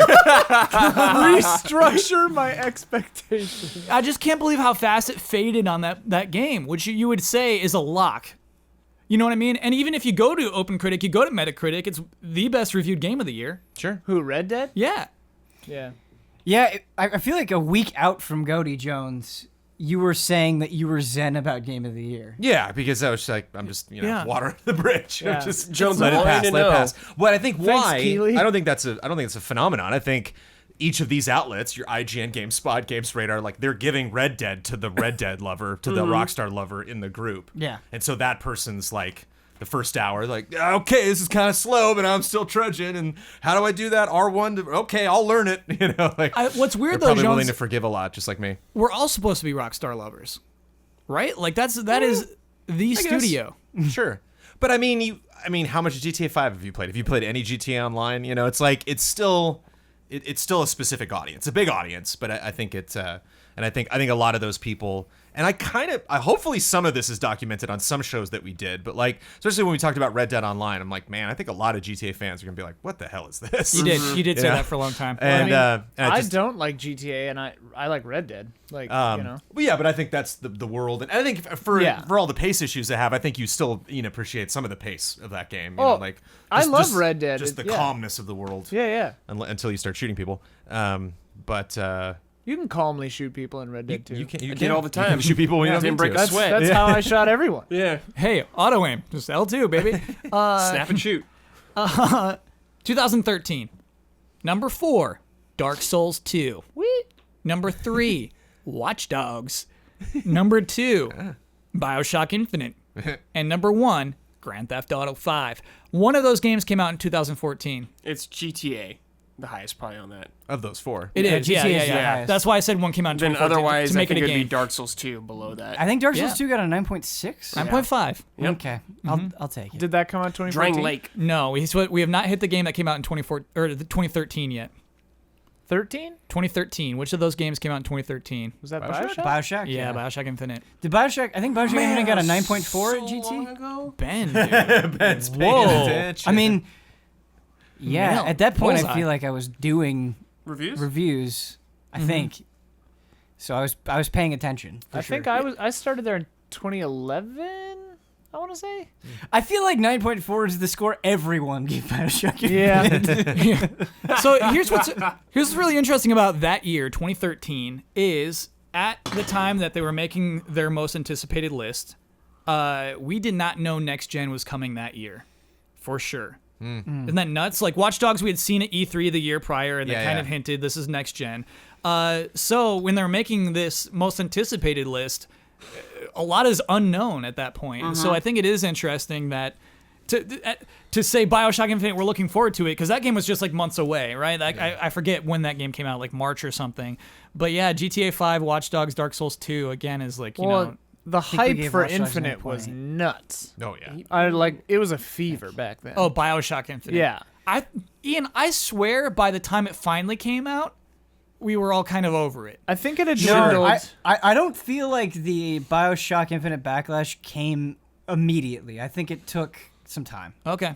I think it took however long it took people to beat it. That's and how it then- seemed. That's how it seemed on the outside.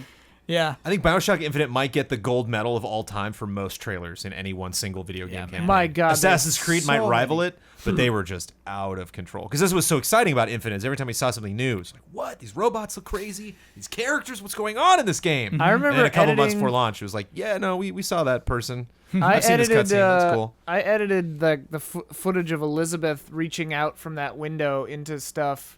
Elizabeth, right? Yeah. For like 3 years. Yes. We were That using CG? that. We were using that shot all the time. Yeah. Man, Bioshock Infinite is definitely one of those games that when I played through it in 2013, I really liked it a lot, and I'd be curious to see if I would like it just as much if I replayed it today. I think I would like it more. I think I would like to hang out in those environments more. I liked the first half. I of the game. feel Yeah. like the things that bothered a bunch of people with the combat did not bother me at the time, and I wonder if they would now. Oh no, yeah, that didn't bother me. 2014. We had our first year of next-gen consoles. We got them. We had a few months of those. Here's what we're saying for our most anticipated. Number 4, Super Smash Bros. For Wii U. Number 3, Titanfall. Number 2, Dark Souls 2. And number 1, Witcher 3, Wild Hunt. Which is the Witcher review 3. the best. Yeah, that one's easy. I remember that. Yep. Another. That was a brutal battle. So that Dark game Souls of the 2 year. came out 2014. Fought for it. We have PS4s, we have Xbox Ones, and Dark Souls 2 came out after that? Wait, Witcher came out in 2015. It did, but it was on our 2014 Oh, most okay. anticipated as number 1. Wait, I guess it did. I guess Dark Souls 2 came out after the next gen consoles were already out. Was it cross-gen? Yes. No, it was No, it's later. not. Later it was. did Dang. it come out? I don't. That doesn't sound right to me. I don't think it did. Check it. I don't Check the think date. so. I just don't. Nice. Because I remember people asking about another version of the game, like when it came out. I'm gonna go with it came out before. 2014, 11th, yeah. 2014. So when did? 2013, like the end of it, right? Was the consoles? Yeah, it was November of 2013. Yeah. is All when we right. got PS4 and Xbox One. I've been corrected. Yeah, it's crazy. All right. But at the time, it was so weird when people would talk about install bases, and it makes more like it's. It That's clearly like the did old okay. God of War 2 thing. Yeah, exactly. Weird. The first sentence of the wiki just says it was released for Windows, PlayStation 3, and Xbox 360. Yeah, I think the PC port was later. It's like a month after or something. Is 2015? This is the year where we're shut Oh. down. No, it's 16. Okay. Scholar of the First Sin was then released on PlayStation 4 and Xbox One in 2015. Yeah. Oh, And no, wait, Scholar no, the- yeah, 15, because we got shut down in 16. And then, yes. We got shut down at the beginning of 16. Okay, Yeah, so yeah, 2015 15 were is the still shit. considered GameTrailers.com Right, at that point. still. Okay, great. Scholar of the First Sin was like the expansion pack, but included Dark Souls 2, right? Yeah. Got it. Well, It's they had the like season Prepare pass to before Die it. edition. Yeah, Then it they had everything. It was like the best version, but they had like a few different things like Aldia in it and stuff. But I could also play it on my Xbox One, right? That was the first could. one that you could play on 4 and Xbox One. Cool. Apparently. So 2015, still GameTrailers.com. Number 4, Persona 5. Number 3, Witcher 3 Wild Hunt. Got bumped down 2 spots. 4, number 2, Bloodborne. And number 1, The Legend of Zelda Breath of the I Wild. think Persona got the highest, right, on that? Persona got- Bloodborne? Yeah, you gave it perfect 5 score, stars, 5 yeah. stars. Yep. Oh yeah, right. Because Bloodborne got a Yeah. 9.8, but Yep. then I corrected it to a 10 on the day we all got It fired. still feels good. In Yeah. 2015, You could sleep at night. Yeah. we thought both of those games were coming out that year. I might get to review Persona 5 again this year. Oh, jeez. Yeah. On Switch, don't review it again. Oh, yeah, baby. We're doing it again. I remember how hard that year was because it was such a bummer for Breath of the Wild to get delayed and Persona 5 to get delayed. It's crazy that both those games didn't come out until I 2 feel years like later. 2015 and 2016 may go down as like the blurriest years of my life. Yeah, I hear you. Ben, I remember It's getting just a storm. Persona or poster from Atlas when I Yeah. went there for Yeah, I remember Yakuza, that. and it said like coming 2012, and I gave it to you. I think it's coming 2014 Yeah, or something something. like that. Yeah. It's just like it never came. Yeah. 2016, we are a team still together. We have no idea we're about to be fired next month. Right. I think Wait, we have in an January. I idea. think we got fired in January, did we not? Or was it February? I feel like I had an idea we were going to get fired beginning in like 2014. It was February. Damiani got let go on my birthday. I remember that. Got it. Okay. So That Great. hurt. Great. I feel like everything we did, we thought we were going to get fired. it was February. Yeah. 'cause we were February pretty 8th. much- I started working there, and I felt like we were gonna Yeah, get fired. we had an I idea. was The like, other, oh, okay. Yeah, the other shoe was dropping for about 6 years. Yeah. So in 2016, here are our top 4 most anticipated games. Number 4, Deus Ex Mankind Dividend. Number 3, Love that bit. That was a Hubert battle, for sure. Uncharted 4, A Thief's End. Also, Number 2, Final Fantasy 15. And number 1, Persona 5. Uncharted and Persona tied. Yeah. And Final Fantasy 15. We give that 5 You gave it stars? 5 no. No, you didn't give it 5 I didn't stars. give it 5 stars. Final Fantasy 15 You got like a 4.5. Yeah, 4.5. Uh-oh. Final Fantasy 15 did not get 5 stars. No Wag way. of the finger. Max his shame Terman. Now we know why you have your nickname. There it is. Not Your good 5 shame. You've stars. earned it for Yeah, today. I do. I feel like I've heard that before, though. Like That we people gave have, 15 yeah, 5 the people stars? have said that we gave. We never did. Yeah. it was always 4.5. It's a rumor. It's still Stop it. 4.5. Stop spreading that Yeah, I was rumor. like, I was pretty sure you didn't. No, I didn't. Yeah, I am surprised that Deus Ex was that high in 2016. And we had Last Guardian in 9th place. Yeah. I think we were just sick of it, and it We're just like, always just come out. I think for like 5 years in a row, it was on our most anticipated. Yep. Yeah, it's fun game. Nice. I always like looking back at stuff like that. It's fun. It is now time for bets. Next week's bet: Ace Combat 7: Enemies Unknown will be released Friday, January 18th. Will there be aliens? Yes or no? No. Enemies Unknown. I didn't think there would be aliens until I read that title out loud. Would you consider mole people an alien? Yes. Okay, then yes. Looks just like air to ground missiles on mole people, just just blowing them up. Okay, I'm in. Our bet is how many missiles will we have in our first mission? What is our ammo capacity for missiles? Going high, I think, was the first number above my head. 20.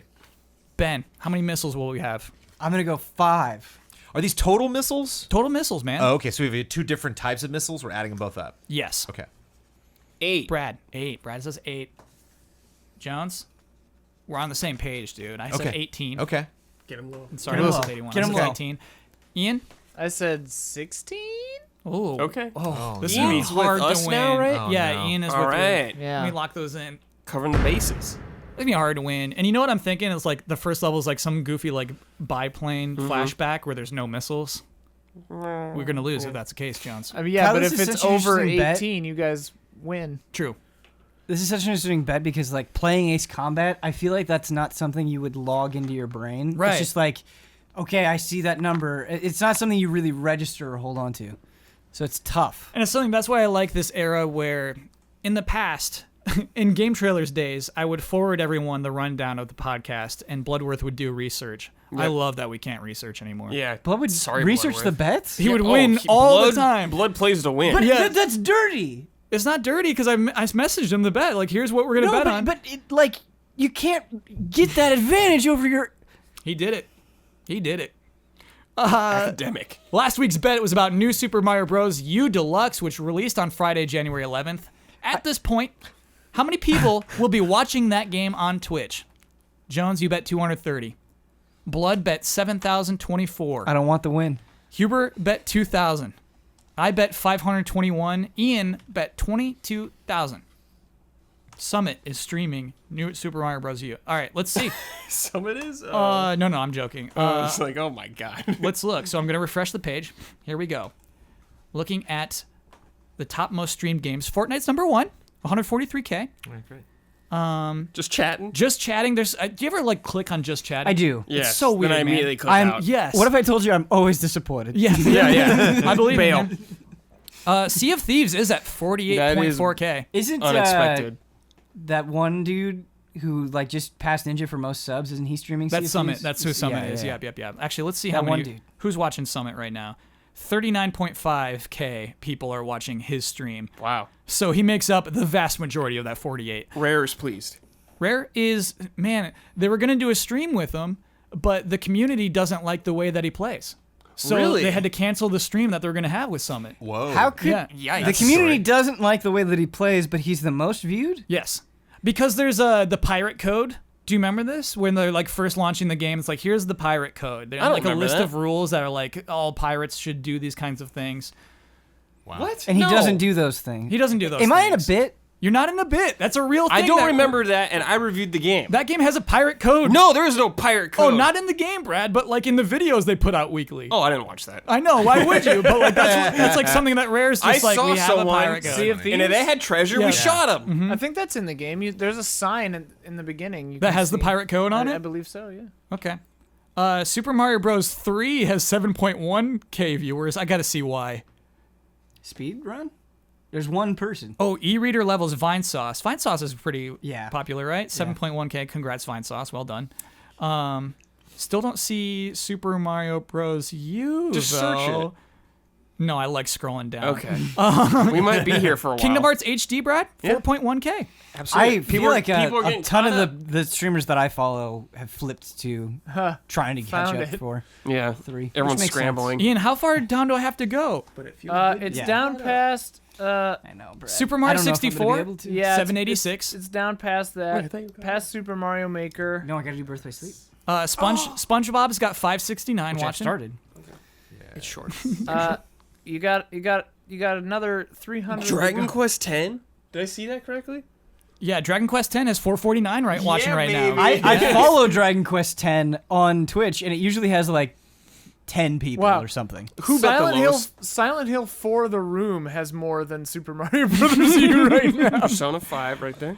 Super Mario Maker 666. It's done. Dude, Mugen. Great. Well, Hollow Knight. your numbers are. I just different wonder than mine. if the way people stream. There it is. There it is. 245 viewers. Oh man, I was so off. I almost nailed that. Yeah, Jones, your bet was Jones 230. killed it. You nailed it, dude. Good job, Jones. You nailed that bet. Face it, you nailed that bet. There are 245 people. I got to see who's streaming. We got to call out the people who are streaming. It's Damiani. It's IGN. Okay. Is that live or a rerun? It says live. It says live. They have Click on 120 it. viewers. No. IGN, what are you? Is that really live? IGN, Is I it a gotta rerun see. or a live? IGN Oh, plays it's live. live. Okay. Late Night Crew. Okay. All right. Nothing makes sense anymore. I don't want to make fun of IGN. I think you picked the wrong game to play tonight. Well, I wonder if the people who are watching them are just watching on IGN. Yes. Yeah, they, yeah, they yeah, have yeah. their Streaming own, a they have bunch their of own places, thing, right? Yeah. Yeah. But that's to say, if IGN was not streaming that with their 120 viewers, that game would be even lower on that list. However, Twitch scores those don't represent actual like popularity, right? Right. No. Yeah, that game I mean- sold super well. Let's be honest. Yeah. No, I don't want to be honest about that. Twitch isn't everything. I dislike this game. Me too. And I think that's like why I made this bet. I wanted to shame it. Yeah, I wanted to like be mean. rub its nose in it. Yeah. Sorry, Mario. Who are we No one rubbing? cares. Sorry? He's are we rubbing rubbing? Miyamoto. Miyamoto, you messed up again. You've been rubbed. Rub them. Because here's the thing, Odyssey I love. Odyssey is the direction. And it's like, to me, this is a threat. It's a threat to Odyssey. Like, if this sold better than Odyssey, like New Super Mario Bros. Wii sold better than Galaxy, you know what I mean? That's a threat to Galaxy, and then that's the direction going forward. So, for Odyssey, for 3D Mario, I need these horrible little stinky games to fail. If they were to announce a brand new Super Mario Bros. Game for Switch, what would be the thing that they would put in it that would piss you off the most? Okay, so it's got the same graphics. It Yep. looks exactly the same as all the other ones. The first level looks exactly But the there's same. like a character in it. There's like Link in it. Well, in So multiplayer, it Yes. makes sense for you. Yes, That it would has be it. Link. That would be it. I would Brett be is so good. mad. Or Samus. Yes, it absolutely has Link in it. and the multiplayer's still terrible. Yep. Yeah, now you can have 8 players play at the same time. 32. And Link, they just go nuts with it. Link is in all of the marketing, everywhere, all over the place. He has a voice. Charles Martinet does a voice for Link as well. And then the week before this game comes out, they announce that when you get the crown, you become Linkle. Well, I'm kind A of billion copies sold. Yeah. If That you would play as be all Ganon, right. I'd be pretty down. I want to tell everybody about patreon.com/easyallies, which we talked about a little bit in the middle of this podcast. But Tease. yes, we were talking about that to big old sponsor people. If you have $5 or more that you are willing to give to Easy Allies on a monthly basis, you get this podcast 2 days early, and you get to submit to those other parts of the podcast, like What's the name of your stupid bit, what Kyle? is the name of my stupid bit? Pro Strats Only, please. There you go. These are good titles. you didn't include it when you sent me the time code for last episode. You Because omitted, nobody omitted skips. that one. Nobody skips straight to that. I think if you're looking at time codes, you have no interest in Pro Strats put it Only, on please. there. Yeah, I don't know. I time code it. Nadia H. Young hated it last week. Oh. She Oh, hated it. not surprised. She said the title's good, but she really Well, doesn't think. There you go. She tweeted Didn't at have me. time to. Sorry, what? She tweeted at me for the first time ever, directly at me. What did she say to you? She just talking about how she didn't like it. Wow. Pro Strats Only. Like She's Ian like, has has any got power to go. on this I wonder- podcast. Yeah, and wonder- that's what I told her. I'm like, Nadia, If on an infinite Barking timeline, up the wrong like you just tree. put Easy Allies on an infinite timeline, if we eventually reach a point where everything we say is a bit. We're there. You're in one. You're We in have one. been in one. We are fully submerged. $5 is not just Easy Allies early. It's or many shows early. Definitely worth checking out. Patreon.com/Easy Allies. Brandon Jones, Yeah. you won. You Cool. You did the best possible bet. Cool. I mean, you nailed it. I feel really good about that one. You ought New to. teams. Yeah. Oh, hey, I forgot yeah. we got to do like team stuff now Right. too. I got out of that habit. We don't. So, we don't even know what the hell we sound like, Kyle. So I guess we'll both do a sound and we'll see how that goes. Okay. So the scrappy little pigs have 1 point. It's we. It was Jones. I like rare. No, that's like Why not you both? just hurt I'll do the everyone's Wii and ears. you do that. Okay, 3, 2, 1. ooh, yeah, the combination is very good. Okay. It's a I hate charge it. and a squeal. Well, you should. You're supposed to because the hate it. gorgeous gorillas have 0 points. Oh, we're gonna come back. Undeserved. Jones, we're up, dude. Did we get a hoo-hee in the corner? You crushed it. Did you hoo along I with that? hoohied. Okay, good. I did I'm forget looking forward to that 3-part harmony hoo-hee this time. I forgot to mention that the gorgeous gorillas do have the poison thumb.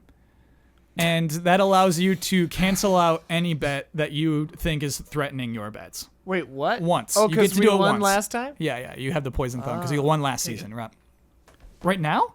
No, Oh, we're not going to use it. oh, now. No, save burn it, it. save Don't let it. Huber use it. Wait, He'll waste Huber it. will use it. Maybe I we should guarantee let- it. maybe We we can should That let is Glenn my use bet. it. we can use it after hearing the results? Yes. Yep. Ah. So the best time to do is like if somebody has the same bet that you have. Or Damiani. One of the two. Damiani will use the I'm here poison every thumb. week. I trust baby. Blood. He's Yeah. probably doing research no matter what. Jones, you won the right and responsibility to share your Twitter handle with the world. You get to promote any Easy Allies video you would like to promote. You get the final word on anything you've disagreed with, want to reiterate, or just popped in your head right now. And you get to sign off with your trademark sign off. I will do it. Oh no! You can follow me Jones, at... I'm trying my hardest. I know, man. I know. You think I got You're doing some a great job. chicken after Sophie ate it? You think I'm going into that chicken? You think Sophie eats some of that chicken? I'm like, I'm gonna have the rest of that. This needs context. Yeah, I've seen you pick at food Right in front of all of us. like a raccoon. No fear. That's Sophie. Okay, go ahead, Jones. You can follow me at Trailer Jones. You have to watch the Busted Trifecta. This is new. This is not new. We called it new tonight on the stream. This is the return of a 3-episode run that Don Casanova did about his obsession with big bets, fast horses, and the life of the gambler, the rider. It's a dark, unexpected world. And you can dive completely into that in Busted Trifecta. Episode 5 just recently went up this past Monday. Yeah. Episode 6 and 7 will be the following Mondays, unless Blood said if Don wants to make tweaks to it. But I think we're going to stick to those. I believe in schedules. Don. And they're really great. They are not only unique in the world, they're not only unique on YouTube, they're especially unique among the library of Easy Allies shows. So if you enjoy this podcast and a couple other things, I implores you to go out and check out the Busted Trifecta. I'm going to give you a fun little story, actually. Am I This allowed to just make fun popped of in you my for head. saying implores you? Yeah, That's a why'd you Red Dead quote. pluralize that? It's a Red Dead Redemption quote, yeah. From what? Very early on in the game, it's the first time you meet Bill Williamson. He's like, I implore you, Bill. And Bill says, well, I implores you, because Bill doesn't know what that means. I like this. Yeah. I like this bit. Oh, you're right. All right. Get some water, dude. The counter did not work. Oh, I think it's from water. Yeah, it was. I want to tell a fun story because it's just recently popped in my head because we talked about Bloodworth cheating on researching ahead on the bets. Back at Game Trailers, we had a company-wide Magic the Gathering tournament. What year is this? What year is this? I think it's before me. Yeah. This Okay. was. I participated in one of these. I think it was maybe. I think it was might have been the first one we were going to do, and we did it because it was a. I'm going to throw somebody under the bus here. I love this person dearly, but It was going to be a whole new thing in Magic, and we were going to go out, buy a ton of it the day that it came out. Bring it in, stack it all down on the table, do a huge draft, and then compete. And the thing was, and we repeated this ad nauseum, building up to the launch of whatever this one, Ravnica or something. That none of us could research it. It's like we weren't all going into this blind. We have no idea what the rules are, how this works. Blackout. So we're all gonna look at these cards and be like, what? And we go in there, we're so excited, and we sit down and we're like, okay, great. None of you research, right? None of you research. And Justin Spears like, oh, I did a ton of research. Oh. Like, what? We said for you not to. And he was like, oh, I know. We're like, and you just did it anyway? He's like, yeah. He's like, are we not gonna do this? We're like, well, I guess we are. That is so cutthroat. Did he And then win? we just did. I certainly wasn't me. I don't think I really paid attention to who won. I was out round one, so I just, I competed. And it was tough because we all had to fit in our matches like on our own time. So I'd be like in the middle of a retro and somebody would come in. You want to play? And I'm like, I'd love to, but I can't. I was not the person to count on to show up for the Those Magic were the great Gathering times, tournament. though.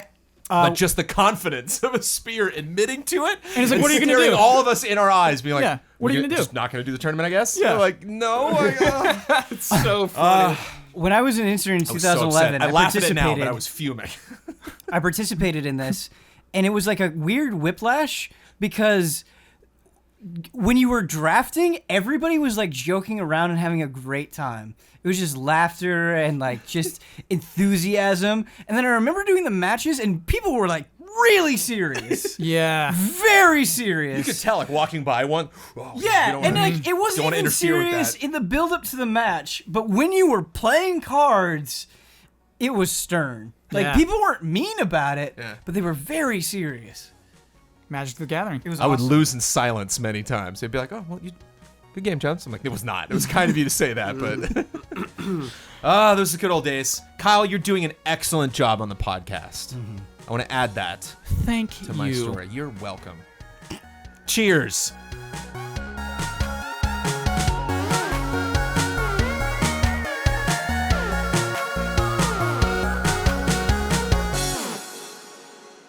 They have like this set number of times that they have to keep sneezing.